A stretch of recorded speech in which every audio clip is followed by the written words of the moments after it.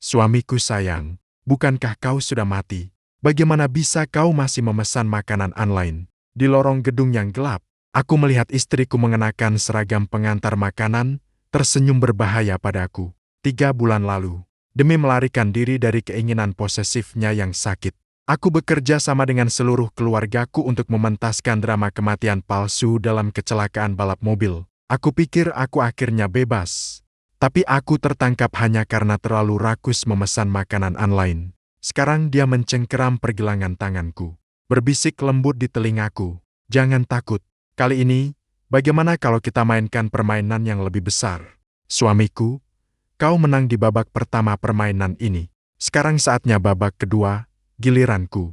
Makan malam perayaan kelulusan ditetapkan di ruangan privat pada siang hari. Aku dan sahabatku, Jiang Fan, kekasihnya, Suzu, serta teman masa kecilku, Lin Hanyi. Kami berempat mengangkat gelas, merayakan kelulusan dengan bahagia. Gelembung sampahnya meletup di dalam gelas.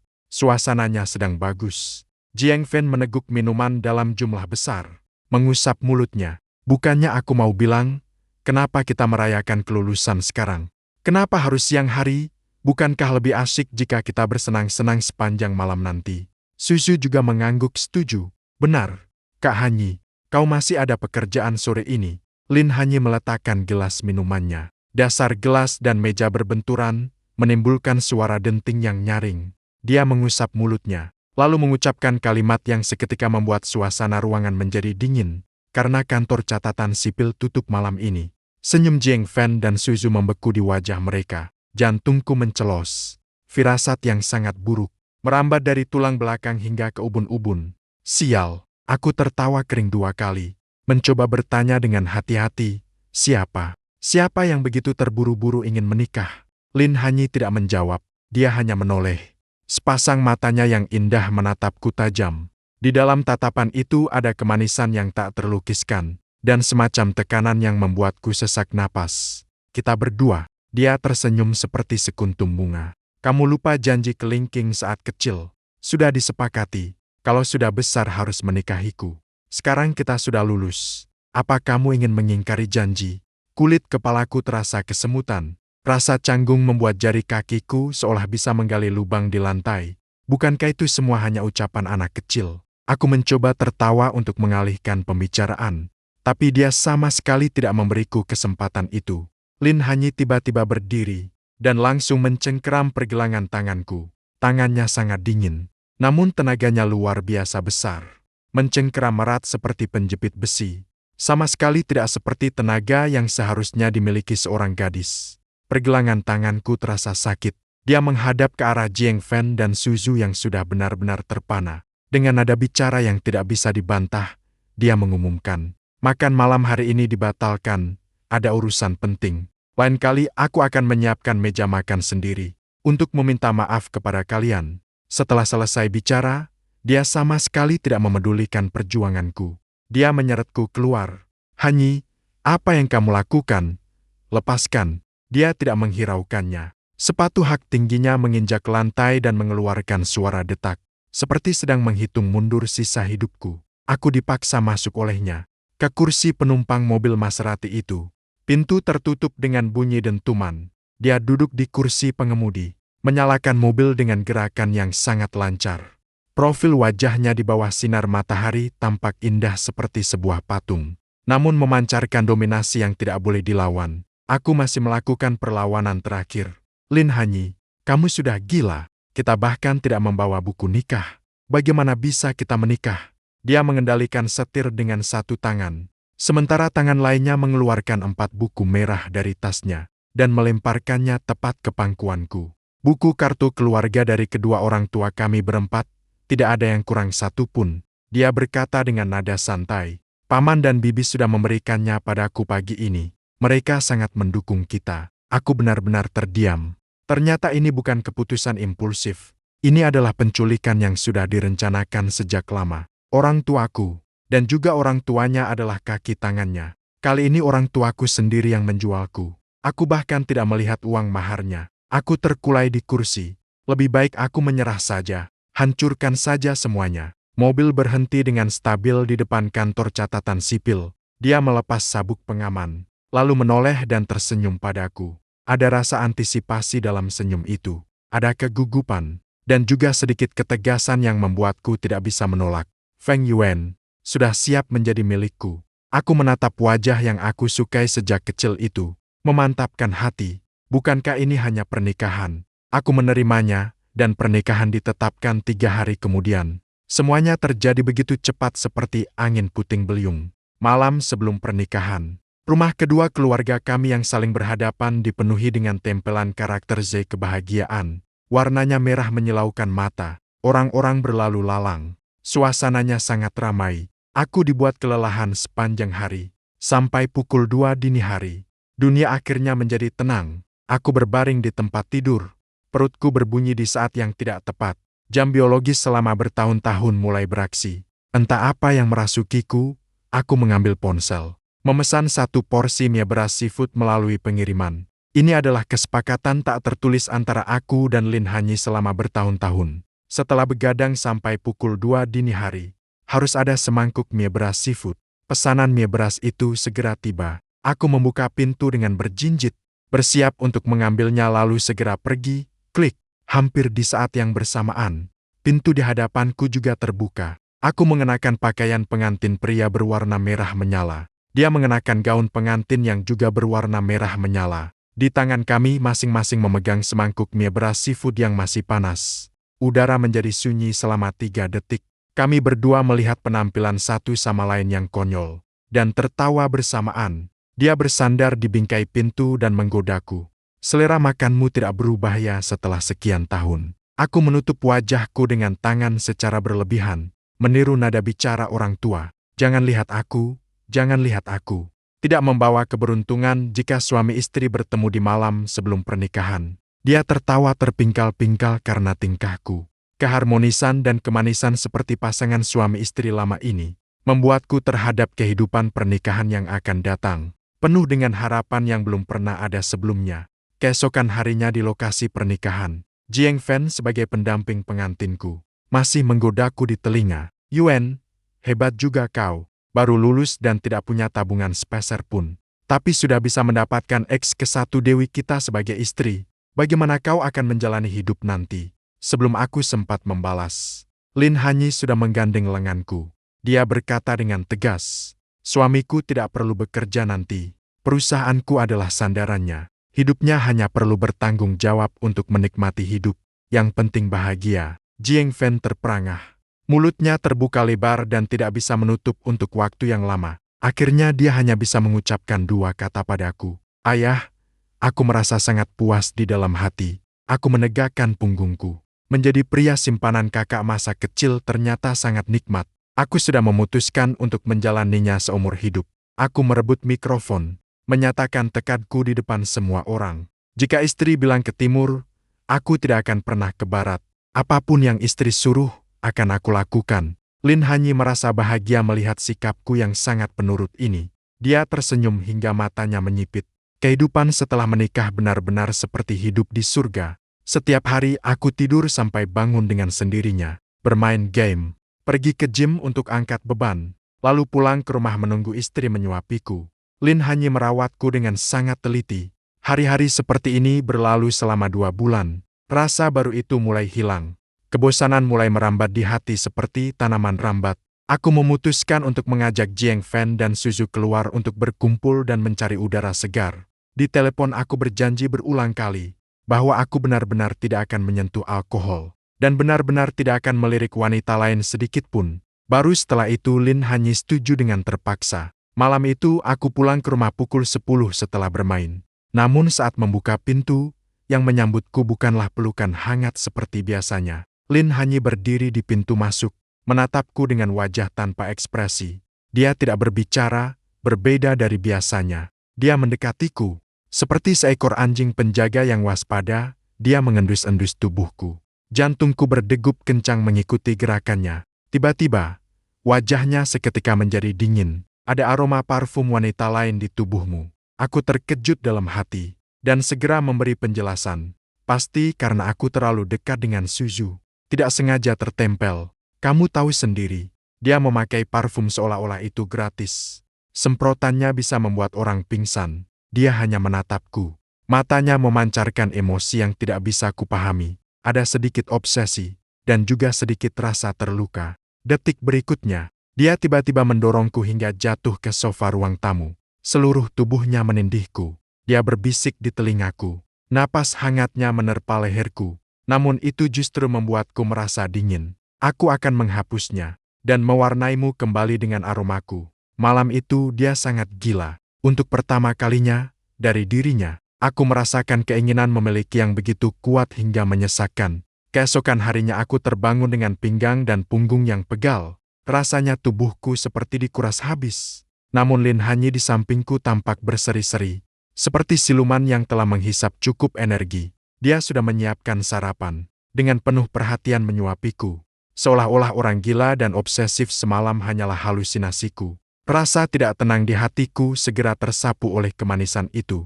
Aku mulai sengaja mengurangi aktivitas keluar rumah yang tidak perlu. Berpikir bahwa dengan begitu semuanya akan damai.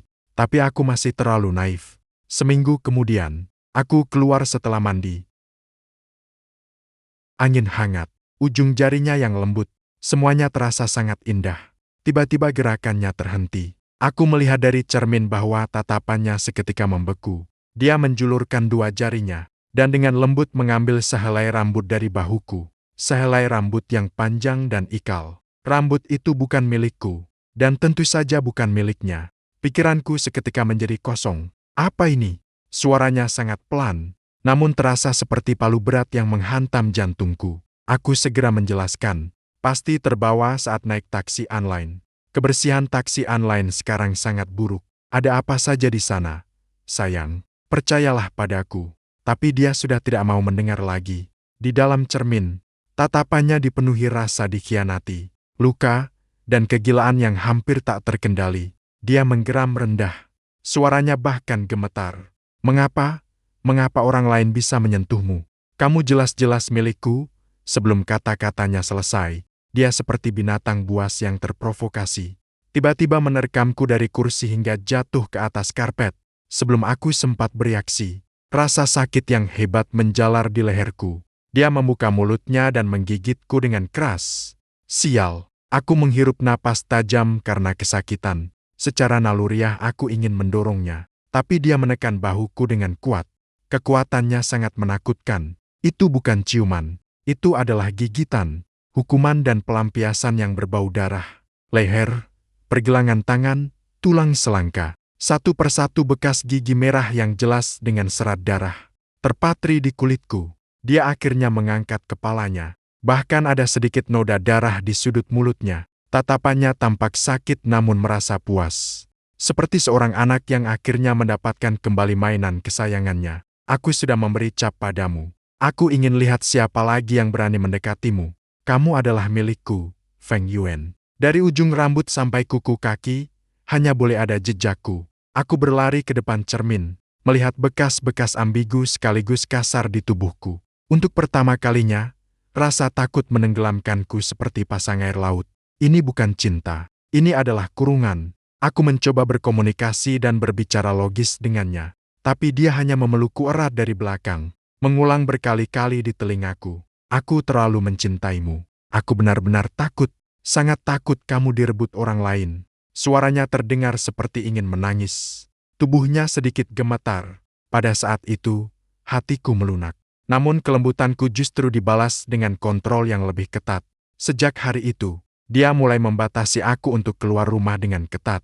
Pintu rumah juga diam-diam diganti dengan kunci koda. Dan aku tidak tahu kodenya. Aku, Feng Yuan, seorang pria dewasa dengan tinggi 180 cm, dikurung oleh istri cantikku sendiri. Setelah berada di rumah selama setengah bulan, aku merasa diriku hampir berjamur.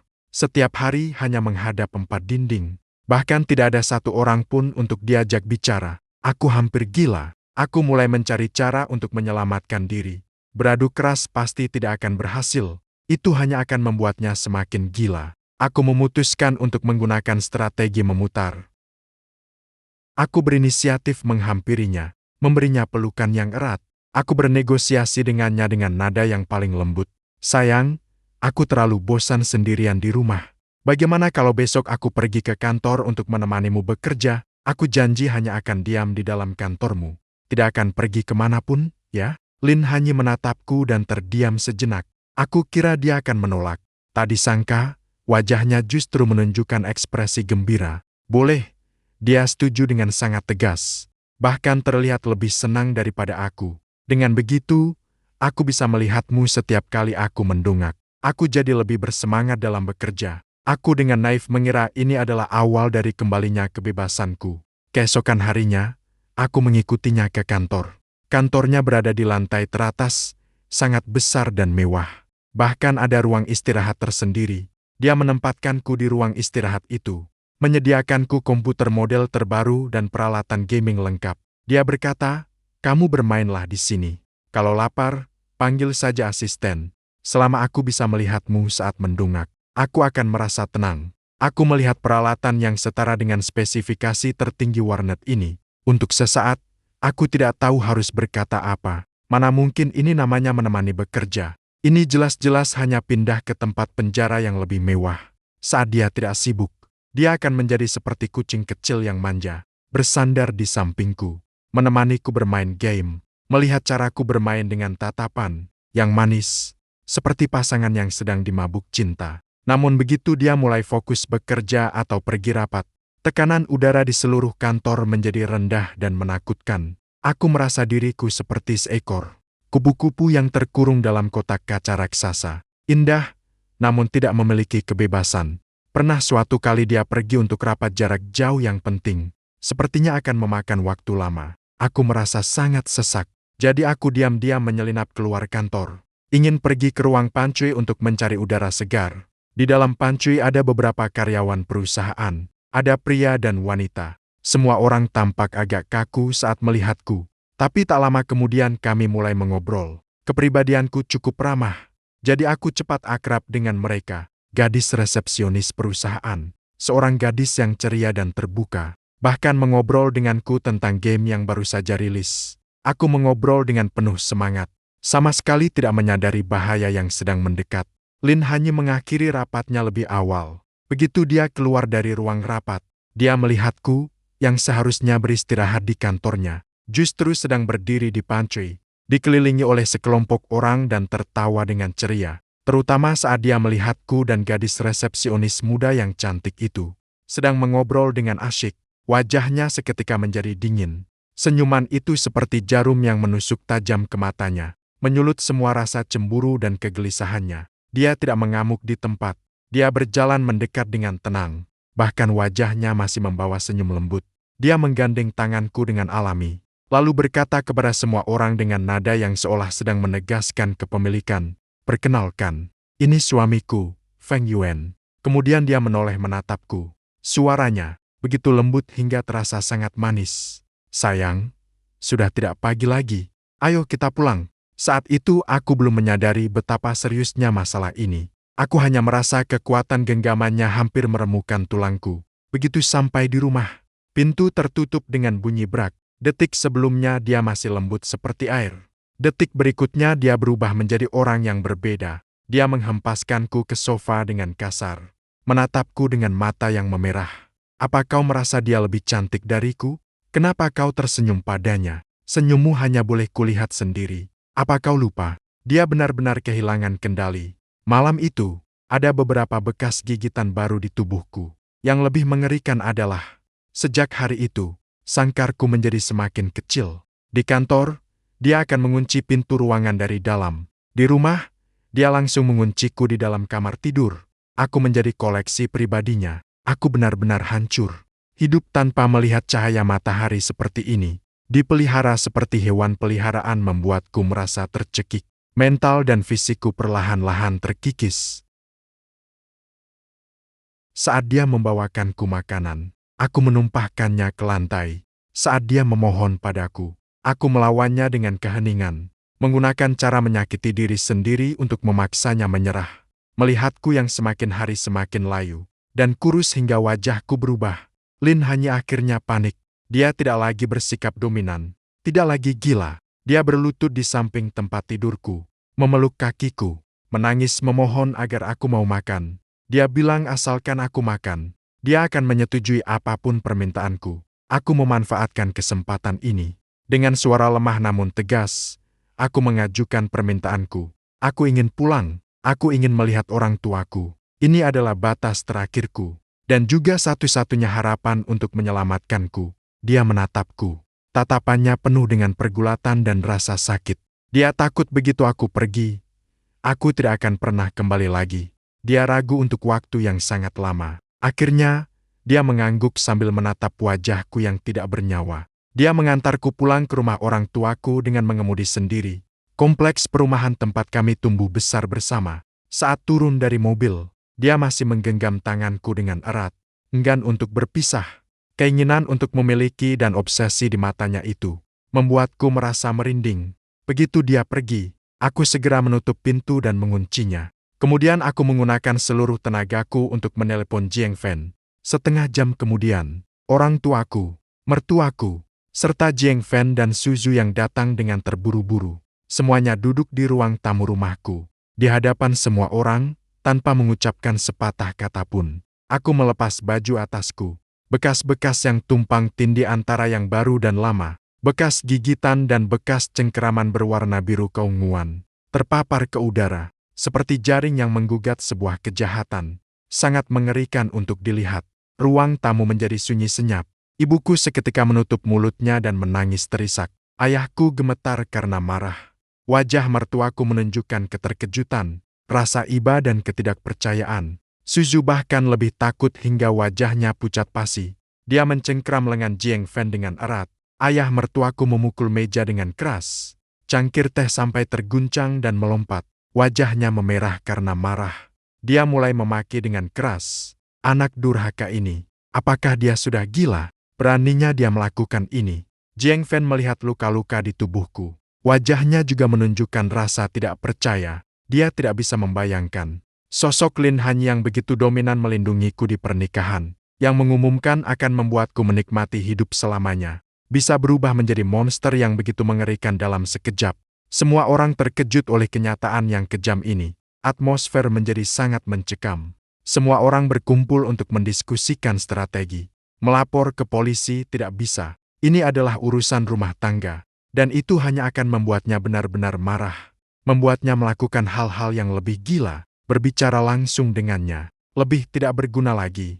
Kami semua sudah mencobanya. Sama sekali tidak bisa membujuknya. Di ruang tamu hanya tersisa suara tangisan ibuku yang tertahan, dan helaan napas berat ayah mertua. Tepat saat semua orang merasa tidak berdaya, ayah mertuaku yang biasanya terlihat paling tidak serius, dan memiliki pola pikir paling aneh, tiba-tiba angkat bicara. Dia menarik napas dalam-dalam, dan mengusulkan sebuah ide buruk yang menggemparkan. Bagaimana kalau membiarkan Xiao Yuan mati sekali saja? Seluruh ruangan kembali hening seketika. Semua orang menatapnya seolah-olah dia orang gila. Namun ayah mertua menjelaskan rencananya dengan wajah serius. Hanya dengan membiarkan Hanyi benar-benar merasakan kepedihan karena kehilangan keputusasaan seperti langit yang runtuh, baru dia bisa benar-benar menyadari betapa salah tindakannya. Biarkan dia tahu bahwa cintanya lah yang secara pribadi mendorong Xiao Yuan menuju kematian. Hanya dengan cara inilah dia bisa ditarik kembali dari ambang kegilaan. Rencananya adalah aku dan Jiang Fan pergi balapan motor di tengah malam. Merekayasa sebuah kecelakaan. Jiang Fan luka parah karena salah mengemudi. Aku gagal diselamatkan. Meninggal di tempat. Rencana pun ditetapkan. Pembagian tugas sudah jelas. Jiang Fan bertanggung jawab atas kesalahan mengemudi. Aku bertanggung jawab untuk meninggal di tempat.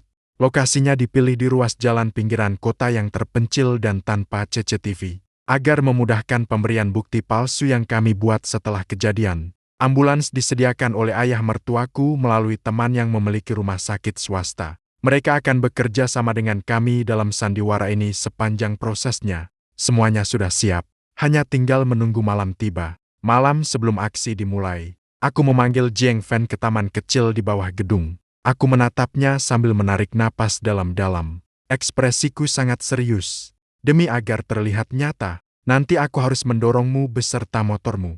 Harus ada darah, mengerti? Wajah Jiang Fan seketika menjadi pucat. Dia langsung memeluk kakiku dengan suara debum. Hampir saja dia berlutut di hadapanku. Dengan wajah sedih dia memohon, Ayah, ayah kandung, apakah perlu bermain sejauh ini? Aku takut sakit. Bisakah kita gunakan saus tomat saja? Aku menendangnya. Aku memaki karena merasa dia terlalu lemah. Saus tomat, kepalamu. Kau tidak tahu betapa mengerikannya seorang Yandere. Sekali tercium baunya, rahasia ini akan terbongkar. Rasa sakit seperti ini tidak ada apa-apanya. Tahan sebentar dan ini akan berlalu. Bantu aku. Kali ini kau akan jadi ayah kandungku. Kalau tidak, hidupku benar-benar tamat. Jiang Fan melihat ekspresiku yang teguh. Dia tahu hal ini tidak bisa dinegosiasikan lagi. Dia mengertakkan gigi dan memantapkan hatinya. Demi kebahagiaan masa depan putra angkatku, ayah, aku akan berjuang. Aksi dimulai. Malam itu, bulan gelap dan angin kencang. Semuanya berjalan sesuai rencana. Di persimpangan jalan yang telah ditentukan, aku mengendarai sepeda motor. Jiang Fan duduk di belakang. Aku menarik napas dalam-dalam dan berkata pada punggungnya, "Maafkan aku, kawan." Lalu aku membanting setir dengan keras, sambil mendorongnya dengan kuat. Jiang Fan beserta motornya terpental seperti karung rongsokan, terguling beberapa kali di tanah. Lengan dan lututnya tergesek permukaan jalan yang kasar, meninggalkan luka lebar yang berdarah. Luka yang mengerikan. Dia meringis kesakitan, tergeletak di tanah sambil mengerang. Aktingnya seketika menjadi luar biasa, bahkan lebih nyata daripada aktor profesional. Aku segera mengeluarkan sekantong besar darah babi yang sudah kusiapkan dari balik baju, menyeramkannya ke seluruh tubuhku. Lalu aku berbaring di genangan darah dan memejamkan mata. Tak lama kemudian, ambulans yang diatur oleh ayah mertuaku datang dengan sirena meraung. Aku dengan cekatan ditutupi kain putih oleh 2 dokter, diangkat ke atas tandu. Sementara Jiang Fan dipapah berdiri dan dibawa dengan pincang ke ambulans lain. Seluruh proses berjalan sangat lancar, tanpa celah sedikit pun. Saat Lin Hanyi menerima telepon dari rumah sakit dan bergegas ke sana seperti orang gila, yang dia lihat hanyalah mayatku yang dingin tertutup kain putih dan selembar surat pemberitahuan palsu yang tertulis dengan dingin bahwa aku meninggal dunia setelah upaya penyelamatan kecelakaan mobil yang gagal. Aku mendengar raungan yang dia keluarkan di lorong, menyayat hati dan penuh keputusasaan. Sangat memilukan, meskipun terhalang beberapa lapis dinding. Aku bisa mendengarnya dengan sangat jelas di ruang istirahat sebelah. Jantungku berdegup kencang karena takut. Pada saat itu, aku bahkan merasa seluruh lantai rumah sakit bergetar. Pemakamanku diadakan dengan sangat sederhana. Lagi pula, kematian itu terjadi terlalu tiba-tiba. Di ruang duka, Lin hanya mengenakan gaun hitam, berdiri di depan foto pemakamanku. Karena tidak bertemu beberapa hari, seluruh tubuhnya tampak jauh lebih kurus. Terlihat sangat kuyu dan layu. Kedua matanya bengkak merah seperti kacang kenari. Tatapannya kosong dan mengerikan. Di seluruh pemakaman, hanya dia seorang yang menangis. Bukan jenis isak tangis yang tertahan, melainkan tangisan yang meraung-raung. Menangis dengan sangat menyayat hati, sampai tersengal-sengal. Seolah-olah seluruh dunia runtuh bersama kematianku. Orang tuaku dan mertuaku berada di samping, berperan dengan sempurna sebagai orang yang terlalu sedih. Kesedihan yang begitu mendalam hingga tak bisa menangis lagi. Orang tuaku satu persatu dengan mata memerah. Wajah mereka pucat pasi. Akting mereka masing-masing sangat lihai. Lin Hanyi sudah lelah menangis. Dengan mata memerah, dia bertanya kepada ibuku dengan suara serak, "Kalian, kenapa kalian tidak menangis?" "Xiao Yuan, dia sudah tidak ada." Ibuku memegangi dadanya. Tubuhnya gemetar. Kemampuan dialognya setara dengan aktor veteran. Terlalu sedih. Hati ini sudah hancur, sampai tidak bisa menangis lagi. Jiang Fan dengan perban yang melilit lengannya, berjalan tertatih-tatih mendekat. Segera menengahi suasana. Dia memapah para orang tua yang tampak limbung, dan berkata dengan lembut, "Paman, Bibi, silakan istirahat di samping sebentar. Biar aku yang menangani di sini." Lin Hanyi, begitu melihat mata kosong wanita itu, seketika kemarahan yang meluap-luap membakar dirinya. Dia menerjang maju seperti singa betina yang menggila, menggunakan seluruh tenaganya untuk memberikan tamparan keras kepada Jiang Fan. Suara tamparan yang nyaring bergema di seluruh ruang duka. Dia mencengkeram kerah baju Jiang Fan dan berteriak histeris, "Ini semua karenamu, semua karenamu. Jika kau bukan satu-satunya teman suamiku, aku akan membunuhmu hari ini juga. Permainan apa yang tidak bisa kau mainkan?" Mengapa harus mengajaknya balapan liar? Sekarang dia sudah tiada. Apa kau puas sekarang? Jiang Fan menundukkan kepalanya, membiarkan dirinya dipukul dan dimaki. Tanpa mengucapkan sepatah kata pun, mulutnya hanya terus mengulang, "Maafkan aku, ini semua salahku. Aku tahu ini adalah bagian dari sandiwara. Tapi ini juga merupakan keluhan jujurnya terhadapku sebagai teman yang buruk." Melalui kamera lubang jarum yang disembunyikan Jiang Fan di dadanya, gambar real-time yang dikirimkan kembali. Aku melihat semua yang terjadi di ruang duka. Perasaanku campur aduk, melihat Lin Hanyi begitu menderita, dan tampak begitu putus asa. Untuk pertama kalinya aku mulai ragu. Apakah rencana kami benar-benar terlalu kejam? Namun saat memikirkan orang-orang yang dikurung tanpa melihat cahaya matahari, saat memikirkan rasa posesif yang gila dan kontrol patologisnya, aku kembali memantapkan keyakinanku. Lebih baik sakit sekali daripada sakit berkepanjangan. Setelah pemakaman, aku menjalani kehidupan yang benar-benar seperti di alam baka. Setiap hari bersembunyi di rumah orang tuaku. Tidak berani keluar pintu depan. Tidak berani melangkah keluar rumah. Siang hari menutup tirai dan bermain game. Malam hari baru berani beraktivitas setelah orang tuaku tidur. Sementara itu, Lin Hanyi seperti sedang melakukan absensi kerja, sangat teratur. Setiap hari kalau tidak datang ke rumahku, dia akan pulang ke rumahnya sendiri. Menghibur keempat orang tua itu, dia membelikan sayuran dan memasak untuk mereka, membersihkan rumah, lebih berbakti daripada anak kandung mereka sendiri. Dan keempat orang tua dengan kemampuan akting luar biasa itu, secara resmi memulai terapi cuci otak yang berlangsung selama 3 bulan. Mereka bergantian beraksi, memanfaatkan setiap kesempatan, menyisipkan pengaruhkan kepada Lin Hanyi. Dengan alasan yang sama, ibuku akan menggandeng tangannya, sambil menyeka air mata, sambil berkata, "Hanyi, ini salah kami dan juga salahmu. Karena kau terlalu ketat mengatur Xiao Yuan, makanya dia merasa hidupnya begitu menyesakan dan tertekan hingga tidak bisa bernapas. Makanya dia berpikir untuk mencari sensasi di luar sana." Ayahku akan menimpali dengan nada sedih di sampingnya. "Benar, anak laki-laki itu butuh ruang pribadi dan teman. Kau mengawasinya terlalu ketat." Ayah mertua kemudian menyimpulkan dengan nada yang sangat menyesal. "Jika saja kau memberinya sedikit lebih banyak kebebasan, sedikit lebih banyak kepercayaan, dia tidak akan pernah menyentuh hal berbahaya seperti itu. Hanyi, pada akhirnya, kaulah yang mendorongnya menuju kematian dengan tanganmu sendiri." Sugesti psikologis hari demi hari ditambah kesedihan mendalam karena kehilangan aku. Seluruh pribadi Lin Hanyi berubah. Dia tidak lagi seagresif sebelumnya. Saat menyebut namaku, matanya penuh dengan penyesalan dan kesedihan yang tak berujung. Dia tampaknya benar-benar mulai merenungkan kesalahannya. Selama periode itu, dia juga mencari Jiang Fan beberapa kali. Setiap kali tanpa bicara sepatah kata pun langsung menghajarnya, memukul Jiang Fan hingga wajahnya lebam dan bengkak. Anggap saja itu sebagai cara meluapkan kemarahannya. Jiang Fan tidak pernah melawan setiap kali dipukul. Tidak pernah membalas makian. Dia bahkan memotret tagihan biaya pengobatan dan mengirimkannya kepadaku, memintaku untuk menggantinya. Hari-hari berlalu dalam ketenangan yang aneh ini. Malam itu, aku bermain game sampai jam 2 pagi.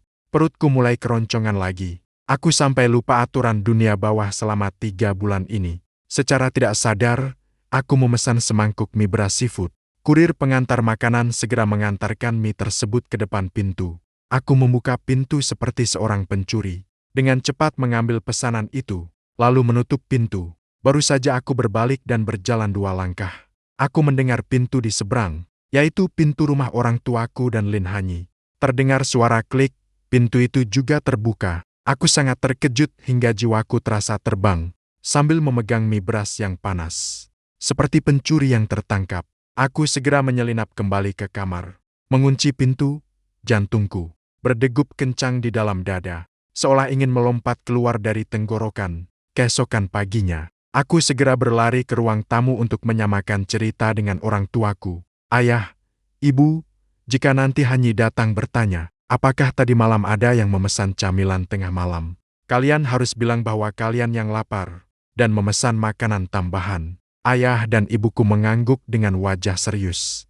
Benar saja, tidak lama kemudian, Lin Hanyi datang lagi. Dia bertanya secara tidak langsung kepada ibuku, "Bibi, apakah kalian memesan camilan tengah malam tadi malam?"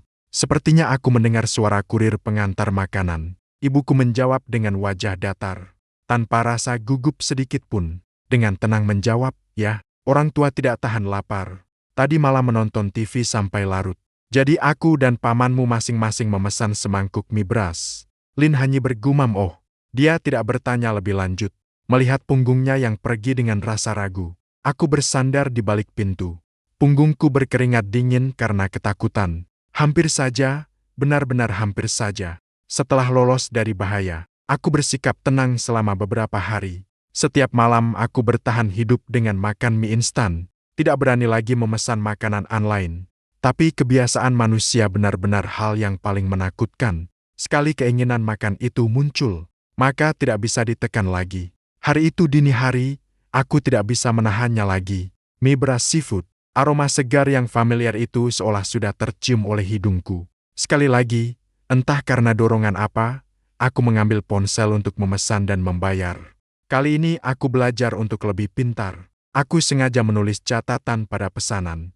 Letakkan saja makanannya di depan pintu. Jangan sekali-kali mengetuk pintu. Ada bayi di dalam rumah. Aku memutuskan setelah makanan sampai, akan menunggu setengah jam lagi, untuk memastikan semuanya benar-benar aman. Baru kemudian keluar mengambilnya. Aku menghitung waktu. Seperti agen rahasia, aku berjinjit, bergeser perlahan dan hati-hati menuju pintu. Aku menempelkan telingaku di pintu, mendengarkan dengan saksama gerakan di luar. Hening total. Bagus, aman. Aku memutar kunci pintu sedikit demi sedikit dengan perlahan, lalu membuka pintu dengan celah kecil. Lorong di luar kosong melompong, tidak ada makanan. Hanya ada sosok seseorang yang mengenakan seragam pengantar makanan berwarna biru, berdiri tegak membelakangiku di lorong yang gelap, seperti sebuah patung tanpa nyawa. Jantungku seketika mencelos. Tepat pada saat itu, lampu sensor suara di lorong menyala dengan bunyi pak. Cahaya putih pucat seketika menerangi seluruh lorong, dan juga menerangi sosok yang perlahan berbalik itu. Wajah itu, wajah yang sangat kukenal sekaligus sangat kutakuti, itu adalah Lin Hanyi. Wajahnya membawa senyum aneh yang tidak sehat. Sepasang matanya menatapku tajam di bawah cahaya lampu yang pucat, seperti sedang melihat mangsa yang sudah mati. Namun tiba-tiba muncul kembali di hadapannya. Otakku berdengung, menjadi kosong seketika. Seluruh darah di tubuhku seolah terpompa ke kepala dalam sekejap, dan pada saat berikutnya menjadi dingin membeku. Secara refleks aku ingin menutup pintu, sambil berteriak tidak keruan, "Kamu salah lihat, aku, bukan suamimu." Tapi gerakannya lebih cepat dariku. Sebuah tangan dingin tanpa suhu sedikit pun, masuk melalui celah pintu secepat kilat, mencengkeram pergelangan tanganku dengan kuat. Kekuatan itu jauh lebih besar daripada sebelumnya. Dia dengan mudah menyeretku keluar dari pintu. Aku, seorang pria dewasa dengan tinggi lebih dari 180 cm, ternyata tidak berdaya untuk melawan di hadapannya. Dia mendekatkan wajahnya ke telingaku. Suaranya lembut, seperti bisikan iblis dari neraka. "Suamiku sayang, bukankah kamu sudah mati? Bagaimana bisa kamu masih bisa makan nasi di dunia manusia? Sepertinya aku kurang baik dalam menjamu, hingga membuatmu merasa teraniaya di bawah sana." Aku terserat olehnya, seperti seekor mangsa yang telah tertangkap. Seluruh tubuhku kaku. Otakku berhenti berpikir karena ketakutan yang luar biasa. Hanya menyisakan insting bertahan hidup yang paling primitif. Aku mengerahkan seluruh tenagaku, berteriak ke arah lantai atas dan bawah. "Ayah, ibu, tolong aku. Ayah mertua, ibu mertua, cepat tolong aku.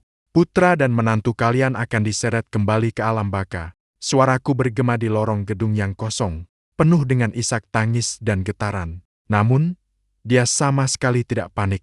Dia mengulurkan jari dari tangannya yang lain, meletakkannya dengan lembut di bibirku, memberi isyarat untuk diam. Di dalam mata yang sakit itu, ternyata masih terselip sedikit rasa sayang yang sulit dijelaskan. "Jangan berisik," dia mulai berbicara perlahan. Suaranya memiliki daya pikat yang menghipnotis. "Ayah dan ibu sudah tidur. Mereka sangat lelah setelah bekerja seharian. Mari kita pulang ke rumah kita sendiri. Di sana lebih tenang dan memudahkan untuk mengurus segalanya." Aku menatap matanya yang berbahaya sekaligus memikat. Mendengar kata-katanya yang bermakna ganda. Rasa takut karena dikendalikan olehnya selama beberapa bulan terakhir kembali menenggelamkanku seperti pasang air laut. Tubuhku bahkan berhenti memberontak. Bukan karena tidak ingin, tapi karena tidak berani. Aku takut setiap perlawanan kecil yang aku lakukan justru akan memicu pembalasan yang lebih gila darinya. Dia sangat puas dengan kepatuhanku. Dia menempelkan bibirnya di telingaku dan membisikkan sesuatu dengan suara yang hampir tidak terdengar. Kata-kata itu seperti mantra, seketika menghancurkan seluruh pertahananku. Dia berkata, biarkan aku menghukummu untuk terakhir kalinya. Ya, setelah ini, aku pasti akan memperlakukanmu dengan baik. Aku bersumpah, ada nada kesedihan dalam suaranya yang belum pernah kudengar sebelumnya, dan sedikit kerapuhan yang tersembunyi jauh di bawah kegilaannya. Pada saat itu, hatiku justru melunak. Aku tiba-tiba menyadari, dalam permainan gila yang mengatasnamakan cinta ini, dia mungkin juga adalah seorang korban, seorang pasien yang tersiksa hingga hancur oleh cintanya sendiri yang obsesif. Aku menatapnya, menatap kegilaan di matanya dan permohonan yang tersembunyi di baliknya. Entah apa yang merasukiku, aku perlahan mengangguk. Aku mengerahkan seluruh tenagaku untuk memaksakan beberapa kata dari tenggorokanku. Baik, tapi bisakah kau lebih lembut sedikit? Dia tersenyum, mendengar jawabanku. Senyuman itu tampak cerah namun menyedihkan, dan membawa sedikit kelicikan karena keinginannya tercapai. Keesokan harinya, saat aku berpegangan pada dinding dan menyeret langkah keluar dari kamar tidur, aku merasa kedua kakiku bukan lagi milikku. Tadi malam aku akhirnya benar-benar merasakan apa yang disebut dengan kegilaan terakhir. Sementara Lin Han yang duduk di sofa, terlihat sangat berseri-seri, penuh semangat, seolah-olah dia telah terlahir kembali. Dia sedang bersenandung, dengan suasana hati yang sangat baik, dia membuatkan sarapan untukku di dapur. Pemandangan itu terasa harmonis sekaligus aneh. Tepat pada saat itu, bel pintu berbunyi. Lin Hanyi menyeka tangannya, berjalan mendekat, dan membuka pintu. Di luar pintu berdiri sebuah rombongan besar yang tampak seperti tim interogasi. Orang tuaku, mertuaku, serta Jiang Fan dan Suzu yang dipanggil dengan segera. Keenam orang itu memasang ekspresi serius, sangat mirip dengan tim khusus yang datang untuk menangkap buronan. Ibuku adalah orang pertama yang menerobos masuk.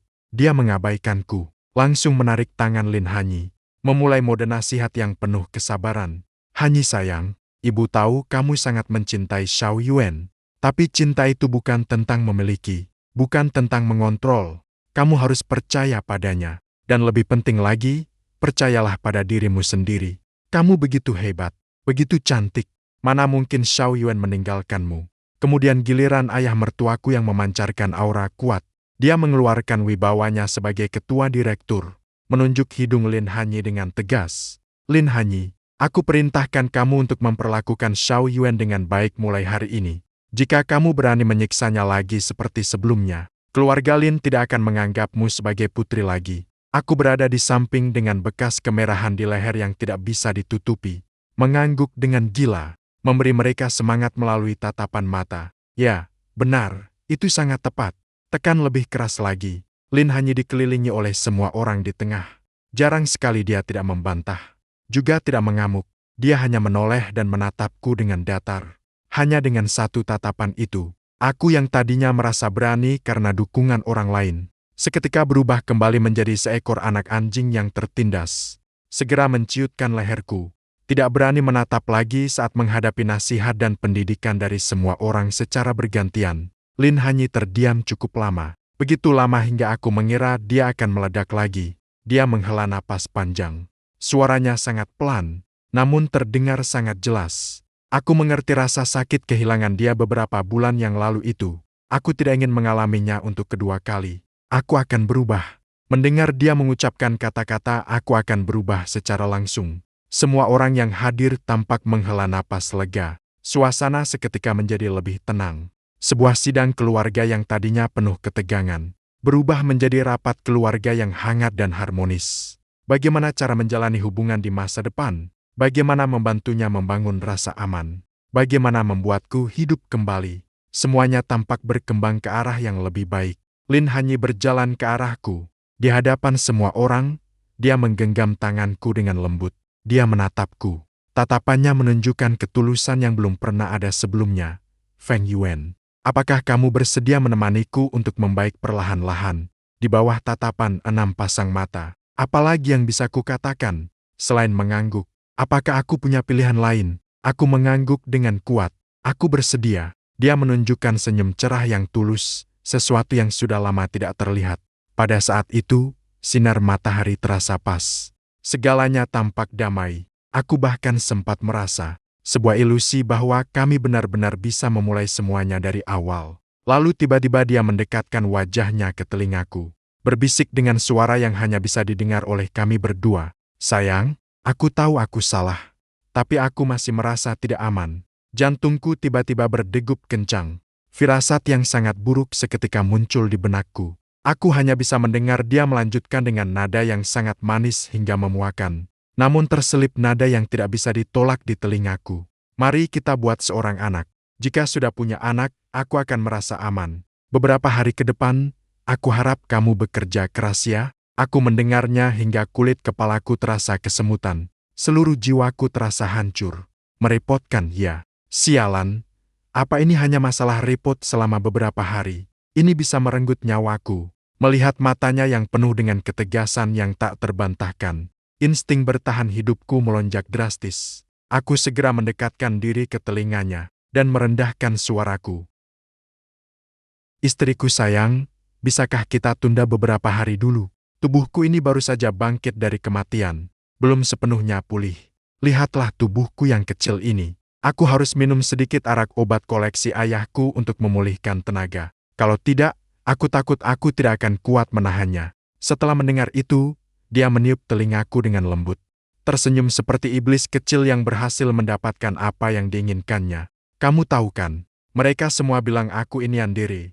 Saat ini aku sangat butuh rasa aman untuk terpenuhi. Kalau tidak, dia terdiam sejenak. Tatapannya menjadi berbahaya. Jangan harap kamu bisa menjalani hari-hari dengan tenang, ya? Aku menatapnya dan menghela napas panjang pasrah. Baiklah, belenggu manis ini. Sepertinya aku akan terjebak di dalamnya selamanya. Seumur hidup pun aku tidak akan bisa melepaskannya.